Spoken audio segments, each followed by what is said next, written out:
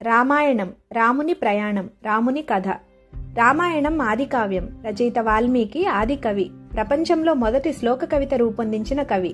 నారద మహర్షి రామకథను చిన్నగా చెప్పారు. దేవతల ప్రేరణతో వాల్మీకి దివ్య దృష్టితో మొత్తం రామాయణాన్ని 24,000 శ్లోకాలు, 7 కాండలు, బాల, అయోధ్య, అరణ్య, కిష్కిండ, సుందర, యుద్ధ మరియు ఉత్తరకాండలుగా రచించారు. వాల్మీకి మహర్షి అసలు పేరు రత్నాకరుడు. ముందు జీవనంలో దారిదోపిడీలు, దొంగతనాలు చేస్తూ జనాలను హింసించేవాడు. నారద మహర్షి ఉపదేశంతో రామనామాన్ని జపించి మహాయోగిగా మారి తపశ్శక్తితో వాల్మీకములో కూర్చొని దివ్య జ్ఞానాన్ని పొందాడు. రామాయణ కావ్యాన్ని రచించాడు. ఇది త్రేతాయుగంలో జరిగిన శ్రీరాముడి కథ. రాముడి జననం నుంచి రాజ్యాభిషేకం వరకు ఉన్న మొత్తం ధర్మయాత్రను చెప్పిన గ్రంథం. రామాయణం ఒక మహాప్రస్థానం, ఒక వ్యక్తి జీవితంలో జరిగిన ధార్మిక ప్రయాణం, ప్రపంచానికి ఆదర్శం. రామాయణంలో వాల్మీకి మహర్షి రాముణ్ణి ఒక రాజుగా, వీరుడుగా, ఆదర్శ పురుషుడుగా, నైతిక, ఆధ్యాత్మిక, భౌతిక లక్షణాలను వివరించారు. రామాయణంలోని ప్రధాన విలువలు: ధర్మం, బాధ్యతగా మాట నిలబెట్టుకోవడం, కుటుంబ నీతి, నాయకత్వం, రాజధర్మం, గౌరవం, ప్రేమ, నైతికత, భర్త భార్య బంధం, స్నేహశక్తి, చెడుపై మంచి గెలుపు. రాముడు జీవితాన్ని కేవలం ఒక కథగానే కాక దివ్యంగా, నిజ జీవిత మార్గదర్శకంగా చూపారు. ఇప్పటి తరానికి ఇవి personality development, leadership skills, emotional balance, family values, positive life management అంతా నేర్పుతాయి. అపదామపహర్తారం ధాతారం సర్వసంపదాం లోకాభిరామం శ్రీరామం భూయో భూయో నమామ్యహం కూజంతం రామరామేతి మధురం మధురాక్షరం ఆరుహ్య కవితా శాఖం వందే వాల్మీకి కోకిలం. సమస్తమైన ఆపదలను, అరిష్టాలను తొలగించేవాడు, సమస్తమైన సుగుణ సంపదలను ప్రసాదించేవాడు, యావత్ విశ్వానికి ఆనందాన్నిచ్చేవాడు అయిన శ్రీరాముడికి మళ్లీ మళ్లీ నేను నమస్కరిస్తున్నాను. కవిత్వమనే వృక్షంపై కూర్చొని రామ రామ అని మధురంగా మధురాక్షరాలతో కూస్తున్న కోయిల లాంటి వాల్మీకి మహర్షికి నేను నమస్కరిస్తున్నాను అని అర్థం. పూర్వం కోసల దేశానికి రాజధాని అయోధ్య. దానిని స్వయంభూ మనువు నిర్మించాడని చెప్తారు. తరువాత ఆయన కుమారుడు ఇక్ష్వాకు, అనరణ్యుడు, త్రిసదస్యు, సగరుడు, అసమంజసుడు, అంశుమంతుడు, దిలీపుడు, భగీరథుడు, రఘువు, అజుడు, దశరథుడు, తర్వాత శ్రీరాముడు ఆ రాజ్యాన్ని పాలించిన రాజులు. కోసల దేశం ఉత్తర భారతదేశంలో గంగానదీ తీరంపై ఉన్న రాజ్యం. ఎంతో శక్తివంతమైన ధనిక రాజ్యం. అయోధ్య అంటే అజేయం, ఓడించలేనిది అని అర్థం. 12 యోజనాల పొడవు, 3 యోజనాల వెడల్పు, సుమారు 156 నుంచి 180 కిలోమీటర్ల భారీ నగరం. 4 వైపులా రక్షణ గోడలు, ఘనమైన రహదారులు, శోభాయానమై ఇళ్లు, రాజభవనాలు, విద్య, వాణిజ్యం, ధర్మం, సైనిక శక్తి ప్రతి విషయంలో ప్రథమ స్థానంలో ఉన్న నగరం. ప్రజలు ధర్మంగా జీవించేవారు. అబద్ధం, దొంగతనాలు, అన్యాయం, హింస లాంటివి ఉండేవి కావు. పెద్దలను, గురువులను గౌరవించడం సహజ లక్షణంగా ఉండేది. ఇళ్లల్లో కలహాలు, గొడవలు లేవు. స్త్రీ పురుషులిద్దరూ సమాన గౌరవంతో, కుటుంబ ఐక్యతతో, పరస్పర సహాయంతో ఉండేవారు. ప్రతి ఒక్కరూ ఉపాధితో, సుఖజీవనంతో ఉండేవారు. గురుకులాల్లో పిల్లలు విద్య నేర్చుకునేవారు. సంగీతం, నృత్యం, యుద్ధ కళలు, వేదాలు ఇవన్నీ ప్రాచుర్యంలో ఉండేవి. ఎక్కడైతే బాహ్య అంతర్శత్రువులు ప్రవేశించలేరో అలాంటి పుణ్యప్రదేశం అయోధ్య అని చెప్తారు. పెద్ద పెద్ద రహదారులు, చెట్లతో నిండిన వీధులు, నీటి చెరువులు, బావులు, ఉద్యానవనాలు, రత్నాలతో పొదిగిన భవనాలు, ఇళ్లల్లో వైఢూర్యాలతో పొదిగిన మెట్లపై నడిచేవారు ప్రజలు అని చెప్తారు వాల్మీకి మహర్షి. ఇళ్లకు తాళాలు ఉండేవి కాదట. ఇతరుల ధనాన్ని, వస్తువులను ఆశించేవారు కాదు. అయోధ్యలో అందరూ బాధ్యతగా ఉండేవారని చెప్తారు. ఎవరి బాధ్యతను వారు నిర్వర్తిస్తే హక్కు అనే ప్రశ్న లేదు. హక్కుల పోరాటాలు ఉండవు. అయోధ్య బాహ్యంగా అంత అందంగా కనిపిస్తుంటే ప్రజల అంతరంగం మరింత అందంగా, వారి మనసులు ఆత్మ సౌందర్యంతో ఉండేవి. రాజ్య అభ్యుదయానికి కప్పం ఆధారం కాబట్టి ప్రతి ఒక్కరూ బాధ్యతగా రాజుకి కప్పం చెల్లించేవారట.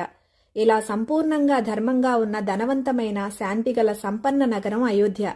అక్కడ ప్రతి మనిషి సంతోషంగా, భయం లేకుండా గౌరవంగా జీవించేవారు. అయోధ్యను పరిపాలిస్తున్న రాజు దశరథుడు. దశేంద్రియాలను జయించినవాడు, ధర్మ పరిరక్షణుడు, ప్రజలను కన్నతండ్రిలా చూసుకునేవాడు, వేదాంగాల్లో నిష్ణాతుడు. దశరథునికి 3 భార్యలు: కౌసల్య, సుమిత్ర, కైకేయి. అజేయమైన అయోధ్యలో సుఖ సంతోషాలతో ఉన్న దశరథునికి ఒకే ఒక కొరత: తన తర్వాత తన ప్రజలను తనంత ప్రేమగా, ధర్మబద్ధంగా పాలించేందుకు తనకు సంతానం లేదు. తన తర్వాత తన వంశం ముందుకు వెళ్లేదెలా? వృద్ధాప్యంలో ఉన్న దశరథునికి ఈ వేదన భరించరానిదిగా ఉంది. మంత్రి సుమంత్రుణ్ణి పిలిచి ఏదైనా మార్గం చెప్పమని అడుగుతాడు. అంగదేశంలో రోమపాదుడనే మహర్షి ఉన్నాడు. ఆయన కుమారుడు ఋష్యశృంగుడు. గొప్ప తపస్వి, కఠోరమైన బ్రహ్మచర్యంతో అద్భుతమైన శక్తులు కలవాడు. అతను బ్రహ్మగా పుత్రకామేష్టి యాగం చేస్తే సంతానం కలిగే అవకాశం ఉంటుందని చెప్తాడు సుమంత్రుడు. అది విని దశరథుడు ఎంతో సంతోషంతో రోమపాద మహర్షి తన చిన్ననాటి స్నేహితుడు కూడా కావడంతో మంత్రులు, ఋషులు, పండితులతో స్వయంగా అంగదేశం వెళ్తాడు. రోమపాదుడికి తన వేదనను వివరించి శాంతాఋష్యశృంగులను తన రాజ్యానికి పంపమని వేడుకుంటాడు. రాజు కోరిక ధర్మబద్ధం కావడంతో రోమపాద మహర్షి అంగీకరిస్తాడు. శాంతాఋష్యశృంగులు అయోధ్యకు వస్తారు. ముందుగా అశ్వమేధ యాగాన్ని మొదలు పెడతారు. అంటే ఒక అశ్వాన్ని అలంకరించి వదులుతారు. అది 1 సంవత్సరం పాటు రాజ్యాల మీదుగా తిరుగుతుంది. ఎవరైనా ఆ అశ్వాన్ని అడ్డుకుంటే వారితో యుద్ధం చేయాలి. గెలిస్తే ఆ రాజ్యం దశరథుని అధీనంలోనికి వస్తుంది. ఎవరూ అడ్డుకోకపోతే యాగం విజయం సాధించినట్లే. దశరథుని అశ్వం దిగ్విజయంగా తిరిగి వచ్చింది. యాగం అత్యంత ఘనంగా పూర్తయింది. తర్వాత ఋష్యశృంగుని అనుమతితో పుత్రకామేష్టి మొదలు పెడతారు. అత్యద్భుతంగా అన్న సంతర్పణలు, అంతులేని దానాలు. దశరథుడు తన సంపద మొత్తం తన రాజ్య ప్రజలకు, ఋషులకు యాగప్రసాదంగా దానం చేస్తాడని చెప్తారు మహర్షి. ఒక దశలో రోజుకు 1,000,000 బంగారు నాణేలు దానం చేశాడట. ఒక బ్రాహ్మణుడు వచ్చి తనకు అందలేదని అడిగితే ఇక సంపద లేక తన చేతి కడియం తీసి దానంగా ఇస్తాడు. వస్తు వ్యామోహం, ప్రపంచ వ్యామోహం లేని హృదయంలోనే రాముడుంటాడంటారు. యాగం చివరి దశలో యజ్ఞకుండంలో ఎగిసిపడుతున్న అగ్నిశిఖలు నేతిని అందుకుంటుంటే అగ్నిదేవిని నాలుకలా అని అన్నట్లు ఉన్నాయట. అగ్నిశిఖల నుంచి ప్రాజాపత్య పురుషుడు దివ్యమైన శరీరంతో బంగారు వర్ణంతో పైకి వచ్చి ఒక బంగారు పాత్ర, వెండి మూతతో నిండిన ఒక పాయస పాత్రను దశరథుడికి ఇస్తాడు. రాజా, ఈ పాయసాన్ని మీ భార్యలకు ఇవ్వండి. ఇది యజ్ఞఫలం, దేవతల అనుగ్రహం. మీకు సత్సంతానం, సర్వ ఐశ్వర్యాలు, ప్రశాంతమైన అభ్యుదయం కలుగుతాయి అని చెప్పి పాత్రను అందిస్తాడు. దశరథుడు ఎంతో సంతోషంతో పాయస పాత్రను పసిబిడ్డలా పొదివి పట్టుకుని అంతులేని ఆనందంతో తీసుకువెళ్తాడు. దశరథుడు అంతులేని ఆనందంతో పాయస పాత్రను తీసుకువెళ్లి తన 3 భార్యలను పిలిచి పాయసంలో 4 భాగాలు కౌసల్యకు, 3 భాగాలు సుమిత్రకు, 1 భాగం కైకేయికు ఇస్తాడు. వారు దాన్ని సేవించిన దగ్గర నుంచి దశరథుడు ప్రతిక్షణం ఎదురు చూస్తూ ఉంటాడు, ఎప్పుడెప్పుడు సంతానం కలుగుతుందా అని. కౌసల్యను పదే పదే వెళ్లి చూస్తూ ఉండేవాడు. ఎందుకంటే ఎన్నిసార్లు చూసినా ఏదో శాంతి కౌసల్య ముఖంలో. ఒక దశలో ఆమెకు నమస్కరించాలనిపించేదట. ఒక్కో దశలో ఆమె గురువులా కనిపించేది. సంవత్సరం గడిచింది. కౌసల్య రాముడికి, సుమిత్ర లక్ష్మణ శత్రుఘ్నులకు, కైక భరతునికి జన్మనిస్తారు. సంతానాన్ని చూసిన దశరథుడు ఆనందంతో నోట మాట రాలేదు. అయోధ్యలో ఎక్కడ చూసినా వేడుకలే. రాజ్య ప్రజలు మరింత సంతోషంతో రాజుకు బదులు ప్రజలే తమ వస్తువులను, ధనాన్ని దానంగా ఇస్తున్నారు. అంత సంతోషం, రాజు మీద అంత ప్రేమ. ప్రతి ఒక్కరూ వెళ్లి ఆ సంతానాన్ని చూస్తూ అలా ఉండిపోతున్నారట. ముఖ్యంగా రాముని చూస్తూ శుభం చెప్తూ స్వస్తి చెప్పాల్సిన వశిష్ఠుడు మొదలగు మహర్షులు కూడా నోట మాట లేక చూస్తూ ఉండిపోతున్నారు. అంతటి అలౌకిక ఆనందం రామదర్శనం. ప్రతి ఒక్కరూ చూసి సంతోషంతో పాటు దివ్య ఆనందాన్ని పొందుతున్నారు కాబట్టి ఆయనకు రామ అని నామకరణం చేశారు. రమయతి ఇతి రామ. ప్రపంచానికి శాంతి, ధర్మం, సంతోషం అందించేవాడు రాముడు. సంస్కృతంలో రమ అంటే ఆనందించడం, సుఖపడడం, మనసు తృప్తిగా ఉండడం. రామ అంటే ఇతరుల హృదయాలను ఆనందింపచేసేవాడు, సుఖాన్ని ఇచ్చేవాడు, చూసిన వారికి, ధ్యానించిన వారికి శాంతి ఇచ్చేవాడు అని అర్థం. ముఖంలో దివ్యమైన వైభవం, ఐశ్వర్య లక్షణం కనిపిస్తున్నందున 2వ వాడికి లక్ష్మణుడు అని, ఎంత భారాన్నైనా మోయగలవాడిలా, దృఢ నిశ్చయం కలవాడిలా కనిపిస్తున్న 3వ వాడికి భరతుడని, శత్రువులను సమూలంగా నాశనం చేయగలవాడిలా కనిపిస్తున్నందున 4వ వాడికి శత్రుఘ్నుడు అని నామకరణం చేశారు. పెరిగి పెద్దవారవుతున్నారు. రాముడికి పితృభక్తి, సోదర ప్రేమ, సామాన్య ప్రజలతో కూడా ఎంతో ప్రేమతో మాట్లాడుతాడు. పూర్వ భాషీచ రాఘవ అంటారు వాల్మీకి. అంటే ఎవరితో అయినా ముందు తనే మాట్లాడతాడట. లక్ష్మణుడికి రాముడి మీద అంతులేని ప్రేమ. రాముడి బహిప్రాణం లక్ష్మణుడు అనేలా ఉంటారు. విష్ణువుకు ఆదిశేషుడు ఎలా నిరంతర సేవకుడో రాముడికి లక్ష్మణుడు అలా ఉంటాడు. వారు ఆడుకునే ఆటల్లో కూడా రాముణ్ణి గెలిపించాలని భరతుడు, భరతుణ్ణి గెలిపించాలని రాముడు, భరతుడి నీడలా ఉండే శత్రుఘ్నుడు ఎంతో ఆనందంగా అయోధ్య వెలుసులుతూ ఉంది. ప్రజలందరి నోట రాముడే. రాముడు ఇలా ఉన్నాడు, ఇలా చూశాడు, ఇలా మాట్లాడాడు అంటూ. ఒకసారి దశరథుడు ప్రజలను అడుగుతాడు, పూర్వం నా పేరు చెప్పేవాళ్లు ఇప్పుడు రామ తప్ప వేరు పేరు లేదు, ఏంటి కారణం అని. ప్రజలంటారు, మీ పాలనలో మేము ఎంతో సంతోషంగా ఉన్నాం కానీ రాముడు వేరు. అయోధ్యలో ఏ ఒక్కరికి చిన్న కష్టం ఉన్నా రాముడి కళ్లల్లో నీళ్లు ఉంటాయి. ఏ ఒక్కరికి చిన్న సంతోషం ఉన్నా బిడ్డను చూసి తండ్రి సంతోషంతో పొంగిపోయినట్లు రాముడు పొంగిపోతాడు అని చెప్తారు అయోధ్య ప్రజలు. అది విని దశరథుడు సూర్యవంశంలో అందరినీ మరిపించేలా రాముడు ఉన్నందుకు పొంగిపోతాడు. జగత్ ప్రథమ మంగళం రామ. అయోధ్యలో ఆదర్శ పుత్రులుగా, ఆదర్శ సోదరులుగా పెరుగుతున్న రామలక్ష్మణ భరత శత్రుఘ్నులకు యవ్వన వయసు వచ్చింది. దశరథుడి జీవితం చివరి దశలో ఉన్నాడు. 19,000 సంవత్సరాల వయస్సు. దేహంలో పటుత్వం తగ్గుతుంది, మనసులో పలు ఆలోచనలతో స్మృతి తగ్గుతుంది. వెంటనే అందరూ ఇష్టపడే రాముడికి కళ్యాణం చేసి యువరాజ పట్టాభిషేకం చేయాలని అనుకుంటాడు. బంధువులను, పురోహితులను, శ్రేయోభిలాషులను, వశిష్ఠుడు మొదలైన వారిని పిలిచి ఈ విషయం సంప్రదిస్తూ ఉంటాడు. ఇంతలో ద్వారపాలకులు వచ్చి విశ్వామిత్ర మహర్షి వచ్చినట్లు చెప్తారు. ఇంత మంగళకరమైన ఆలోచన చేస్తున్న సమయంలో మహర్షి రాక శుభంగా భావించి సంతోషంతో ఎదురెళ్లి మహర్షిని ఆహ్వానిస్తాడు. విశ్వామిత్రుణ్ణి స్తుతిస్తూ, మీ దర్శనం నాకు అమృతపానంలా ఉంది, నా జన్మ ధన్యం. మీరు ఏ కారణంతో వచ్చినా మిమ్మల్ని సంతృప్తి పరిచేందుకు నేనుంటాను. నేనేం చేయాలో సెలవీయండి అని అడుగుతాడు. అప్పుడు విశ్వామిత్రుడు, నేను లోక కళ్యాణార్థం ఒక యజ్ఞం సంకల్పించాను. అది మహత్తరమైన దేవయజ్ఞం. అది ఎన్నిసార్లు మొదలుపెట్టినా మారీచ సుబాహు అనే రాక్షసులు వారి వికృత చేష్టలతో దానికి విఘ్నం కలిగిస్తున్నారు. వారిని సంహరించేందుకు నాకు ఎవరి సహాయం అవసరం లేదు. కానీ యజ్ఞం అంటే విష్ణు స్వరూపం. ఆ సమయంలో నేను కోపం లాంటి లక్షణాలు చూపించడం, సంహరించడం తగదు. అందుకనే నీ సహాయం కోరుతున్నాను. నీ కుమారుడు రాముణ్ణి నాతో పంపు. రాముడు ఈ కార్యం సాధించగలడు అంటాడు. అది విని గుండె పగిలినట్లవుతుంది దశరథుడికి. వచ్చింది విశ్వామిత్ర మహర్షా లేక యముడా అని ఉన్న చోటే కొప్పకూలిపోతాడు. గద్గర కంఠంతో, మహర్షి, జీవిత సంధ్యాకాల సమయంలో నాకు ఈ బిడ్డలు కలిగారు. రాముడు చాలా చిన్నవాడు.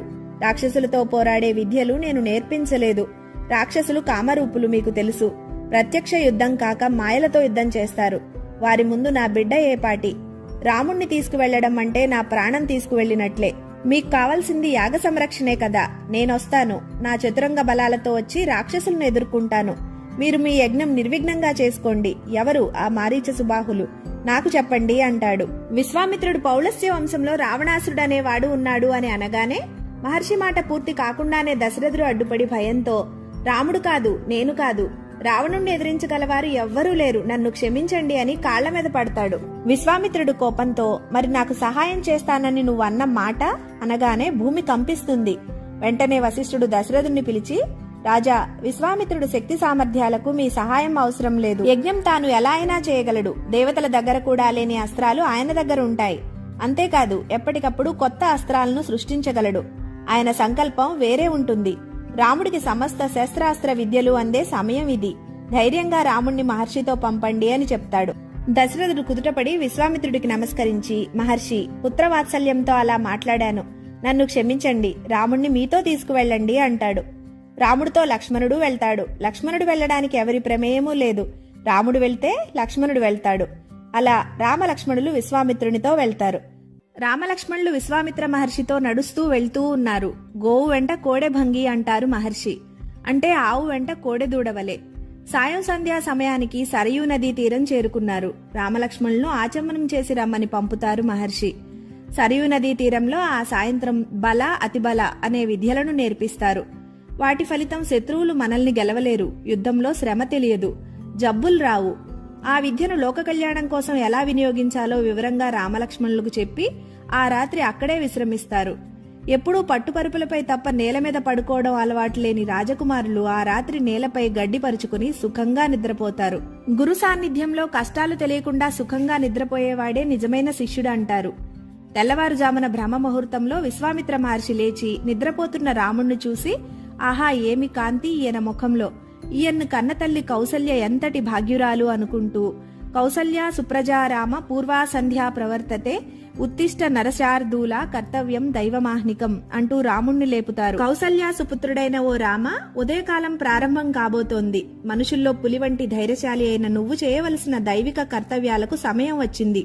లెగురామా అని అర్థం. కలియుగంలో వెంకటేశ్వర స్వామిని కూడా విశ్వామిత్ర మహర్షి రాముణ్ణి నిద్రలేపినట్లు లేపాలనుకున్నారో ఏమో. సుప్రభాత సేవలో మొదటి శ్లోకం మాత్రం రామాయణంలోదే. సుప్రభాత సేవలో స్వామిని నిద్రలేపడం అంటే మన హృదయంలో దయ అనే రూపంలో ఉన్న భగవంతుడిని నిద్రలేపడం అని అర్థం. భగవంతుడు పడుకుంటే మనం లేపే విధానం కాదు. బస్సు నడుస్తుంటే ప్యాసింజర్స్, కండక్టర్స్ అందరూ పడుకునే అవకాశం ఉంది. అందరికీ సమానత్వం కదా అని డ్రైవర్ కూడా పడుకుంటే ఇక అంతే. భగవంతుడికి మనం చేసే సేవలన్నీ మనం మన హృదయంలో ఉన్న భగవత్ స్వరూపాన్ని జాగృతం చేసేందుకు, మన హృదయంలో దయ అనే రూపంగా ఉంటూ మనకి దారి చూపుతూ మనల్ని నడిపించేవాడే భగవంతుడు. అక్కడి నుంచి బయలుదేరి అలా అంగదేశం మన్మదాశ్రమం చేరుకుంటారు. పూర్వం పరమేశ్వరుడు అక్కడ చాలా మంది ఋషులతో నివాసం ఉండేవాడు. శివుడు తపస్సులో ఉండగా మన్మధుడు పూల బాణాలు వేస్తూ ఉంటాడు. శివుడు కోపంతో తన 3వ కన్నుతో మన్మధుణ్ణి భస్మం చేస్తాడు. శరీరం లేనివాడు కాబట్టి మన్మధుణ్ణి అనంగుడు అంటారు. అందుకే ఆ దేశానికి అంగదేశం అనే పేరు వచ్చింది. ఇప్పటికే ఆ ఋషులు ఇక్కడ తపస్సు చేస్తూ ఉంటారు అంటూ మన్మధుణ్ణి దగ్ధం చేసిన ఆ ఆశ్రమం గురించి మహర్షి రామలక్ష్మణులకు చెప్తారు. ఆ రాత్రి మన్మదాశ్రమంలో నిద్రించి ఉదయాన్నే గంగా నదిలో పడవపై ప్రయాణం మొదలు పెడతారు. ఇంతలో ఏదో విచిత్రమైన నీటి ఘోష శబ్దం వినిపిస్తూ ఉంటే రాముడు అడుగుతాడు అది ఏంటని. అది సంగమ శబ్దం. సరయూ నది గంగలో కలుస్తున్న సంగమం. రామలక్ష్మణులను నమస్కరించమని చెప్తారు మహర్షి. అలా ప్రయాణం సాగుతూ ఉంటుంది. రామలక్ష్మణులు విశ్వామిత్ర మహర్షితో కలిసి గంగానదిలో ప్రయాణం చేస్తూ ఒక భయంకరమైన అరణ్యం చేరుతారు. రామా, ఈ అరణ్యంలో తాటక అనే రాక్షసి ఉంటుంది అంటూనే రామా నీకు క్షేమం కలుగుగాక అంటారు విశ్వామిత్ర మహర్షి. అంటే అంత భయంకరమైనది ఈ రాక్షసి. సుంధోపసుందులు అనే రాక్షసులు ఉన్నారు. వారిలో సుందుడు అనేవాడి భార్య ఈ తాటక. ఈమె కుమారుడు మారీచుడనే మరో రాక్షసుడు. వాడిది ఇంద్రుడి పరాక్రమం. తాటక బ్రహ్మ రాక్షసి. 1000 ఏనుగులు బలం కలది. కామరూపిణి. ఒకవైపు కనిపిస్తూ మరోవైపు యుద్ధం చేస్తుంది అని తాటక గురించి మహర్షి చెప్తుండగానే ఒక భయంకరమైన దుమ్ము లేపుతూ కంటికి కనిపించకుండా రాముడి మీదకి వస్తుంది తాటక. విశ్వామిత్రుడు ఒక భయంకరమైన గర్జన చేయగానే వెనక్కిపోతుంది. వెంటనే దాన్ని వధించు రామా, అది మామూలు రాక్షసి కాదు అని విశ్వామిత్రుడు రాముడికి చెప్తాడు. రాముడు మీ ఆజ్ఞ గురుదేవా, మీరు ఏది చెప్తే అది చేస్తాను అంటూ తాటకని ఎదుర్కొంటాడు. తాటక రాళ్ల వర్షంలా వస్తుంది. రాముడు శరవర్షం. ఆ రాళ్లను ముక్కలు ముక్కలుగా చేస్తాడు. విశ్వామిత్రుడు మళ్లీ చెప్తాడు, రామా రాత్రి సమయం అవుతుంది. రాక్షసుల శక్తి రాత్రి సమయాల్లో పెరుగుతుంది. అది ఆడది అని ఒకవేళ దాన్ని సంహరించొద్దు అనుకుంటున్నావేమో. లోకకంటకులైన రాక్షసులు ఆడవారైనా వారిని సంహరించడం ధర్మమే, ఇంకా చంపవేంటి అంటాడు. రాముడు మీ ఆజ్ఞ గురుదేవా అంటాడు కాని బల అతిబల విద్యలతో దానిని అవయవాలు ఖండిస్తూ దానితో యుద్ధం చేస్తూ ఉంటాడు. రాముడి ఆలోచన గురువుగారికి కావాల్సింది యాగ సంరక్షణే కాని దాన్ని చంపడం ఎందుకు అని. ఒక దశలో దాన్ని చంపడమే ముగింపు అని నిర్ణయించుకుని అప్పుడు సంహరిస్తాడు రాముడు. ఒక్కో సమయంలో తండ్రి గురువు ఎవరు చెప్పినా ధర్మం వైపే నుంచుంటాడు రాముడు. రామో విగ్రహవాన్ ధర్మః అంటారు వాల్మీకి మహర్షి. రాముడు పోతపోసిన ధర్మస్వరూపం. అలా తాటకవధ జరుగుతుంది. తర్వాత సిద్ధాశ్రమం వెళ్తారు. అది విశ్వామిత్ర మహర్షి ఆశ్రమం. పవిత్రమైన వామనమూర్తి పూర్వం అక్కడ నివసించారు. కశ్యప మహర్షి తపస్సు చేసింది అక్కడే. అలాంటి పవిత్రమైన ప్రదేశంలో విశ్వానికి మేలు చేసే విశ్వామిత్ర మహర్షి యజ్ఞం తలపెట్టారు. అలా తాటకవధ జరిగింది. తర్వాత సిద్ధాశ్రమం వెళ్తారు. అది విశ్వామిత్ర మహర్షి ఆశ్రమం. పవిత్రమైన వామనమూర్తి పూర్వం అక్కడ నివసించారు. కశ్యప మహర్షి తపస్సు చేసింది అక్కడే. అలాంటి పవిత్రమైన ప్రదేశంలో విశ్వానికి మేలు చేసే విశ్వామిత్ర మహర్షి యజ్ఞం తలపెట్టారు. మహర్షి చెప్తారు రాముడితో, రామా నేను 7 రోజులు దీక్షలో ఉండి పగలు రాత్రి ఈ యజ్ఞం చేస్తాను. మీ బాధ్యత యాగ సంరక్షణ. ఏమాత్రం మీరు ఏమరపాటుగా ఉన్నా మారీచ సుబాహులు రక్త మాంసాలు యజ్ఞకుండంలో వేసి యజ్ఞానికి అంతరాయం కలిగిస్తారు. జాగ్రత్త అని చెప్పి యజ్ఞం మొదలు పెడతారు. రామలక్ష్మణులు యాగశాల చుట్టూ తిరుగుతూ యాగ సంరక్షణ చేస్తూ ఉంటే ఇంతలో మారీచ సుబాహులు వస్తారు. రాముడు తన మానవాస్త్రాన్ని వేయగానే మారీచుడు దూరంగా పోయి ఒక సముద్రంలో పడతాడు. మళ్లీ తిరిగి రాలేదు. రెండోవాడు సుబాహును తన ఆగ్నేయాస్త్రంతో వధిస్తాడు రాముడు. ఇంకా మిగిలిన రాక్షసుల్ని వాయువ్యాస్త్రంతో, మొత్తం రాక్షసులందరినీ ఒకేసారి కుప్పకూలిపోయేలా చేస్తాడు. అలా యాగ సంరక్షణ జరిగి పూర్ణాహుతితో యాగం నిర్విఘ్నంగా ముగుస్తుంది. శ్రీరాఘవం దశరథాత్మజమప్రమేయం సీతాపతిం ఆజానుబాహుం అరవింద దళాయతాక్షం రామం నిశాచర వినాశకరం నమామి. రఘువంశానికి చెందినవాడు, దశరథుని కుమారుడు, అపరిమితమైన శక్తి సామర్థ్యాలు కలవాడు, సీతాదేవి భర్త, దీర్ఘ బాహువులు కలవాడు, కమలదళాల వంటి కన్నులు కలవాడు, రాక్షసులను సంహరించగలవాడు అయిన శ్రీరాముడికి నేను నమస్కరిస్తున్నాను అని అర్థం. విశ్వామిత్ర మహర్షి తలపెట్టిన యజ్ఞం నిర్విఘ్నంగా పూర్తయింది. రాముడు తర్వాత తాము చేయాల్సిన కర్తవ్యం తెలుపమని మహర్షిని అడుగుతాడు. విదేహరాజు జనకుడు స్వయంగా జనకపురిలో ఒక మహత్తరమైన యజ్ఞం తలపెట్టాడు. ఆ యజ్ఞంలో శివధనస్సును దర్శించేందుకు విశ్వామిత్ర మహర్షి ఇతర మహర్షులు వెళ్తున్నారు. రామలక్ష్మణులు కూడా శివధనస్సును దర్శించేందుకు రావాల్సిందిగా మహర్షి చెప్తారు. శివధనస్సును దర్శించడం అంటే సాక్షాత్తు శివుణ్ణి దర్శించడమే. ఆ శివధనస్సు దక్షయజ్ఞం సమయంలో శివుడు స్వయంగా ధరించింది. అందుకే రామలక్ష్మణులు కూడా గురు ఆజ్ఞగా జనకపురికి బయలుదేరతారు. ఆ మార్గమధ్యంలో మహర్షి ఇంద్రవైభవం, ఇంకా క్షీరసాగర మదనం, దేవతలు దానవులు అమృతం కోసం క్షీరసాగరాన్ని మదించటం, వచ్చిన హాలాహలాన్ని మహాత్యాగి అయిన శివుడు లోకశ్రేయస్సు కోసం పానం చేయడం అంతా రామలక్ష్మణులకు వివరిస్తారు. అలా ముందుకు వెళుతూ సోణ నదిని చేరుతారు. భయంకరమైన సుడులతో ప్రవహిస్తున్న ఆ నదిని ఎలా దాటాలో తెలియక రాముడు విశ్వామిత్ర మహర్షిని అడుగుతాడు. గురుదేవ, కొంతమంది ఇటువైపుగా దిగుతున్నారు, కొంతమంది అటుగా దిగిపోతున్నారు. చూడడానికి భయంకరంగా దాటశక్యం కానిదిగా ఉన్న ఈ నదిని సురక్షితంగా దాటాలంటే ఏ వైపుగా దిగాలి అని అడుగుతాడు రాముడు. ఏ యుగంలో అయినా ఒకటే మార్గం. మహర్షులు ఏ దారి అయితే నడిచారో అదే ఉత్తమమైన మార్గం, శ్రేయస్కరం. గమ్యాన్ని చేరుస్తుంది అని మహర్షులు నడిచిన మార్గం చూపుతారు విశ్వామిత్ర మహర్షి. అందరూ సురక్షితంగా సోణ నదిని దాటుతారు. అలా ప్రయాణిస్తూ గంగా తీరం చేరుకుంటారు. గంగను చూపుతూ మహర్షి, రామ, ఇది మీ వంశీయుల భాగ్యం. పూర్వం మీ వంశంలో సగరుని కుమారులు మరణిస్తే వారిని ఉద్ధరించడానికి గంగను భూమి మీదకి తీసుకురావడానికి మీ వంశీయులంతా ప్రయత్నించారు. మీ వంశంలోనే పుట్టిన భగీరథుడు ఘోర తపస్సు చేసి గంగ భూమి మీదకి రావడానికి కారణమయ్యాడు. భూమి మీద పడుతున్న గంగను భరించగల పరమశివుడు తన జటల్లో గంగను ధరించి మనకు ఇలా ప్రసాదించాడు అంటూ గంగావతరణం వివరించారు. రామలక్ష్మణులు, విశ్వామిత్రుడు, ఇతర మహర్షులు శివధనస్సును దర్శించేందుకు జనకపురికి వెళ్తూ ఉంటారు. మార్గమధ్యంలో ఒక నిర్మానుష్యమైన ఆశ్రమం కనిపిస్తుంది. ఎలాంటి శుద్ధి సంస్కారాలు లేకుండా దుమ్ము ధూళితో ఒక భయానక వాతావరణంలా కళ్లకు కనిపిస్తుంది, కానీ మనసుకు మాత్రం ఏదో ప్రశాంతత ఉన్నట్టు అనిపిస్తుంది. అది చూసి రాముడు మహర్షిని అడుగుతాడు, ఎవరిది ఈ ఆశ్రమం, ఎందుకిలా ఉంది అని. మహర్షి ఇలా చెప్తారు, అది ఒక విషాద గాథ. ఇది గౌతమ మహర్షి ఆశ్రమం. న్యాయశాస్త్రాన్ని అందించిన ధర్మజ్ఞుడు, అగ్ని వంటివాడు. ఆయన భార్య అహల్య మహాసాధ్వి, బ్రహ్మదేవుని కుమార్తె. బ్రహ్మ తాను స్వయంగా తయారు చేసుకున్న అపురూప సౌందర్యవతి. వారిద్దరి దాంపత్యంలో ఒకప్పుడు ఈ ఆశ్రమం ఎంతో దేదీప్యమానంగా వెలిగిపోతూ ఉండేది. గౌతమ మహర్షి గొప్ప తపస్వి, అగ్నిలా వెలిగిపోతూ ఉండేవారు. సామాన్యుడు తమ కంటితో చూడలేకపోయేవారు ఆయన్ని. అంతటి తపస్వి.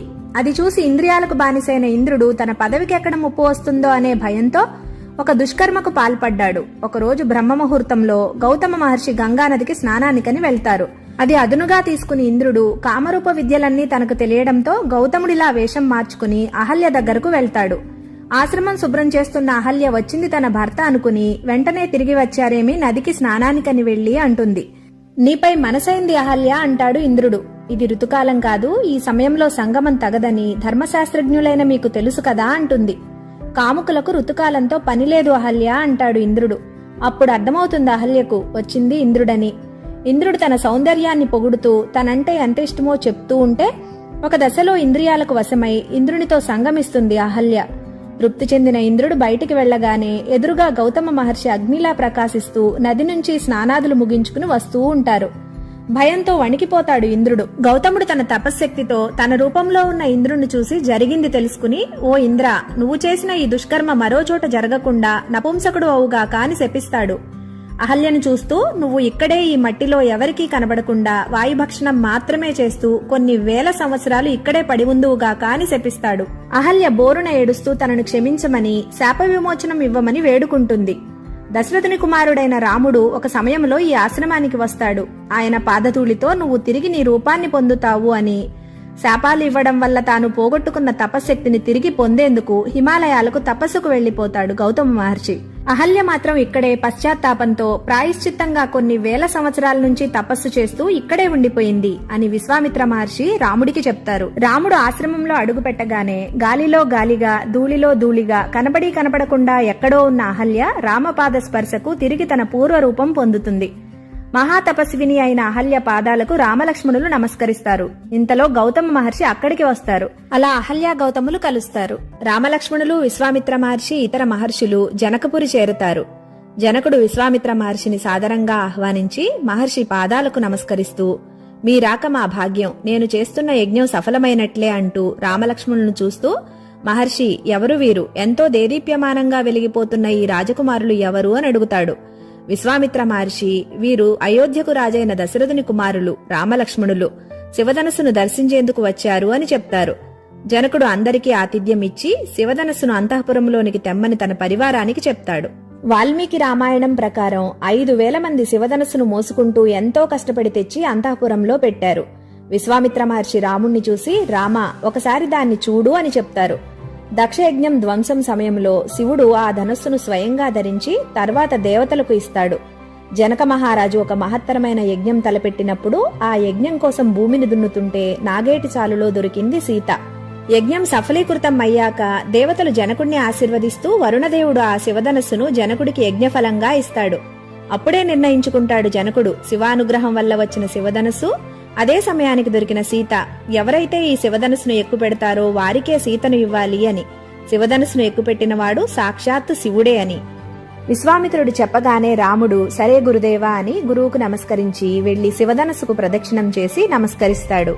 శివధనస్సును ఎక్కుపెట్టడం అంటే వెదురుబద్దలా పొడవుగా పెద్దగా ఉన్న ధనుస్సును బలంగా పైకి లేపి నుంచోపెట్టి కింద కొనపై కాలు పెట్టి గట్టిగా నొక్కుతూ పై కొనను ఇంకో చేత్తో పట్టుకుని కిందికి లాగుతూ కింది తాడును పై కొనకు లాగిపెట్టి కట్టాలి. దానినే శివధనుస్సు ఎక్కుపెట్టడం అంటారు. అందరూ కనురెప్ప వేయకుండా రాముణ్ణే చూస్తూ ఉంటారు. జనకుని భార్య సునయనాదేవి అనుకుంటుంది, ఎందరో వచ్చారు, అడుగు కూడా శివధనుస్సును కదపలేకపోయారు. బాణాసురుడు, రావణాసురుడు లాంటి వాళ్ల వల్లే కాలేదు.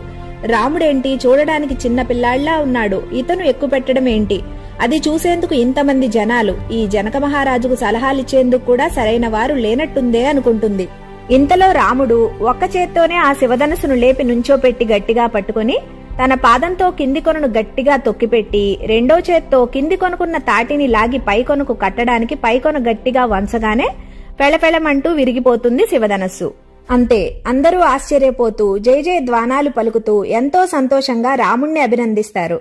అలా విశ్వామిత్ర మహర్షి అనుజ్ఞతో రాముడు జనకపురిలో శివధనస్సును ఎక్కుపెట్టడం జరిగింది. విశ్వామిత్ర మహర్షి ఆజ్ఞతో జనకపురిలో రాముడు శివధనుర్భంగం చేశాడు. జనక మహారాజు రాముడి వద్దకు వెళ్లి తన కుమార్తె సీతను వివాహం చేసుకోవాల్సిందిగా అడుగుతాడు. రాముడు శివధనుస్సును ఎక్కుపెట్టడం నా గురు ఆజ్ఞ, కాని వివాహానికి నా తండ్రి దశరథుడి అనుమతి కావాలి అని చెప్తాడు. జనకుడు వెంటనే ఒక బంగారు పత్రంపై లేఖ రాసి అయోధ్యలో దశరథుడు ఆయన పత్నులందరికీ ఆహ్వాన పత్రంలా విశ్వామిత్రుడి అనుజ్ఞతో పంపుతున్నట్లు ఒక పత్రాన్ని పంపుతాడు. దశరథుడు చూసి ఎంతో సంతోషించి ఆయన పత్నులు ఇతర పరివారంతో 4 రోజులు ప్రయాణం చేసి జనకపురి చేరుతారు. జనకుడు అందర్నీ సాదరంగా ఆహ్వానించి తన కుమార్తె సీతను దశరథునికి ఆయన పత్నులకు పరిచయం చేస్తాడు. ఇంతలో వశిష్ఠుడు రామలక్ష్మణ భరత శత్రుఘ్నులు 4 ఒకేసారి పుట్టారు, అందరి వివాహం ఒకేసారి అయితే బాగుంటుందని అంటాడు. వెంటనే జనకుడు తన 2వ కుమార్తె ఊర్మిళను లక్ష్మణుడికిచ్చి వివాహం చేస్తానంటాడు. జనకుని తమ్ముడు కుచధ్వజుడు, ఆయనకు 2 కుమార్తెలు, మాండవి, శృతకీర్తి. వారిలో మాండవిని భరతునకు, శృతకీర్తిని శత్రుఘ్నునికి ఇచ్చి వివాహం చేయాలని అందరూ నిశ్చయించారు. అంగరంగ వైభవంగా జనకపురిలో వివాహ వేడుకలు మొదలవుతాయి. జనకుడు పాణిగ్రహణం చేసేందుకు తన కుమార్తె సీతను తీసుకువచ్చి రాముడు ముందు నిలబెడతాడు. రాముడు ఓ క్షణం కన్ను చెదిరి దిక్కు తెలియక అటు ఇటూ చూస్తుంటాడు. అంతటి సౌందర్యవతి సీత.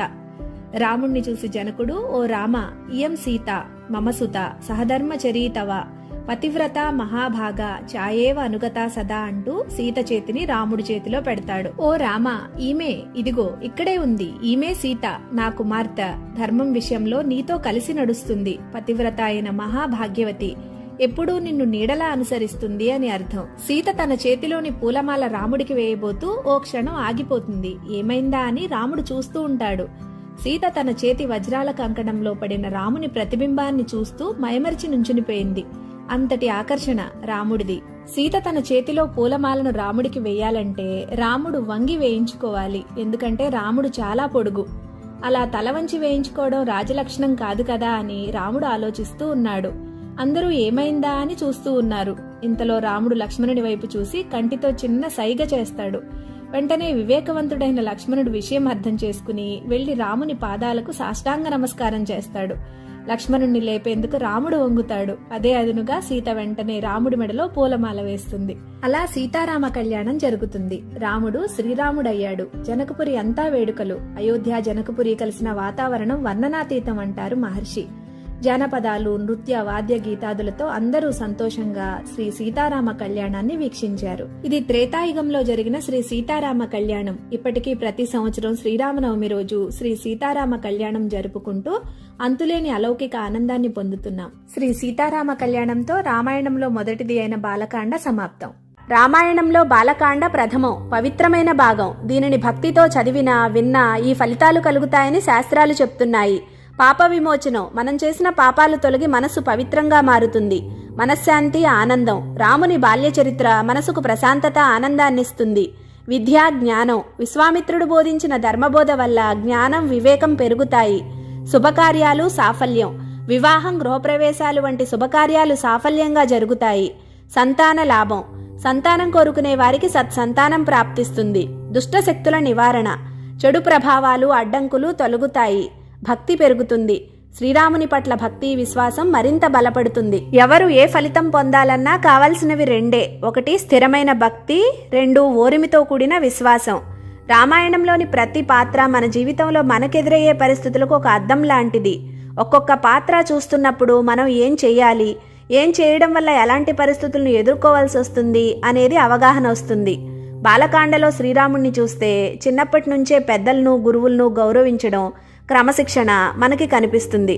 లక్ష్మణుడు అన్నను ప్రాణంగా ప్రేమిస్తూ నీడలా ఉండడం, భరత శత్రుఘ్నులు సోదర ప్రేమ, విశ్వామిత్రుడు ధర్మబోధ చేస్తూ రామలక్ష్మణులను తీర్చిదిద్దిన గొప్ప గురువు, వశిష్ఠుడు ఎప్పుడూ సమతుల్యంగా శాంతంగా ఉంటూ గురువుగా అందరికీ మార్గం చూపించడం, దశరథుడు ఇచ్చిన మాట నిలబెట్టుకోవడం కోసం పడిన కష్టాలు, మాట ఇచ్చే ముందు ఎంతగా ఆలోచించి ఇవ్వాలి అనే విషయం మనకు అర్థమవుతుంది. సీతమ్మ పవిత్రత, అహల్య తప్పు జరిగినా మార్పు ద్వారా మళ్లీ గౌరవం పొందడం, జనకుడు బయటికి రాజుగా కనిపిస్తున్న బయట ప్రపంచం అంటని యోగి, అయోధ్య ప్రజలు రాజుపై ధర్మంపై నమ్మకంతో ప్రేమ చూపించడం. మన పండితులు గురువులు ఈ బాలకాండని అద్భుతంగా మన జీవితాలకు దగ్గరగా కళ్లకు కనిపిస్తున్నట్లుగా బ్రహ్మాండంగా వర్ణిస్తారు. భగవంతుడి అనుగ్రహంతో నా చేత క్లుప్తంగా చిన్న ప్రయత్నం చేయబడింది. ధన్యవాదాలు. జై శ్రీరామ్.